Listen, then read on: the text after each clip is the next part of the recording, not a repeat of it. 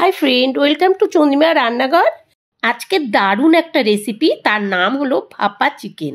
একবার রান্না করে খেয়ে দেখুন, খুব ভালো লাগবে।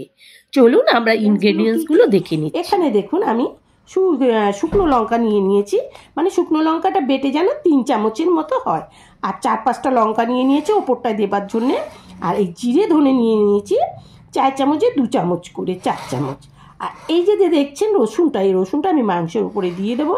আর তার সাথে বাটার জন্য এখানে নিয়েছি দারুচিনি, লবঙ্গ আর এলাচ 5টা করে নিয়েছি। আর দারুচিনি দেখুন 2 ইঞ্চি নিয়েছি। এই যে রসুনটা রয়েছে, গোটা 2টো রসুন, এই রসুনটাকে বেটে নেব। আর এই আদাটাকে বেটে নেব। আদাটা বেটে যাতে 2 চামচ উঁচু 2 চামচ হয়, ঠিক এইরকম। আর নিয়ে নিয়েছি একটা টমেটো, এটাকে আমি টুকরো টুকরো করে। আর লাগবে পেঁয়াজ, এখানে এই পেঁয়াজটা নিয়েছি, পেঁয়াজটাও পেস্ট করে নেবো।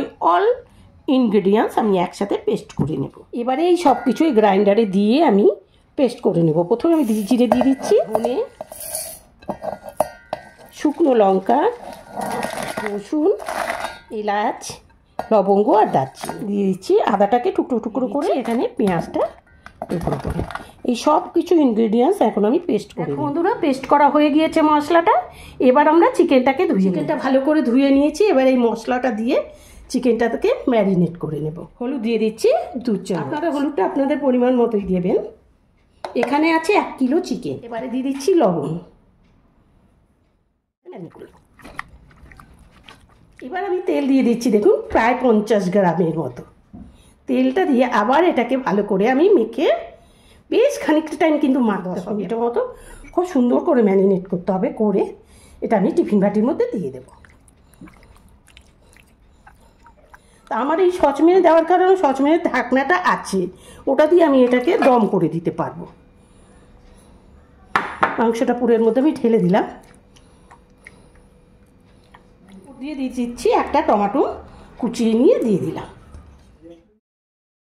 আর দিয়ে দিলাম রসুন আর কাঁচা লঙ্কা।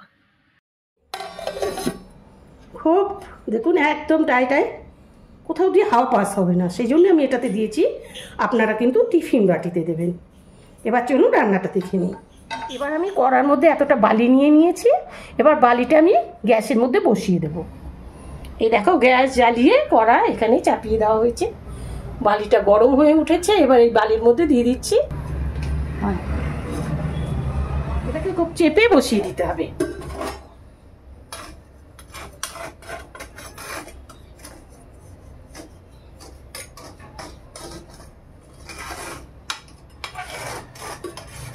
বালিটা একটু গায়ে গায়ে করে দিলাম। এবার আধা ঘন্টার জন্য এখানে আমি বসিয়ে রেখে দেবো। আধা ঘন্টা বাদে ফিরে আসি। এবার এই ঢাকনাটা দিয়ে এটা সুন্দর করে ঢেকে দিলাম। আপনাদের টিফিন বাটি হলে এতটা কষ্ট করতে হবে না, আমার টিফিন বাটি নেই বলে এত বড় আর একটা ঢাকনা দিয়ে ঢেকে দিলাম। এবার হতে দেবো 30 মিনিট 40 মিনিটের জন্য। এবার দেখবো কতটা হয়েছে। না বলা স্ট্যান্ড বাই করে রেখেছিলাম। দেখুন বন্ধুরা, কালারটা কত সুন্দর হয়েছে, দারুণ লাগছে, লোভনীয় একদম। তৈরি হয়ে গেল আমার ভাপা চিকেন। আশা করি বন্ধুরা ভিডিওটা তোমাদের কাছে ভালো লেগেছে। যদি ভালো লেগে থাকে লাইক, শেয়ার এবং কমেন্ট করতে ভুল করবে না।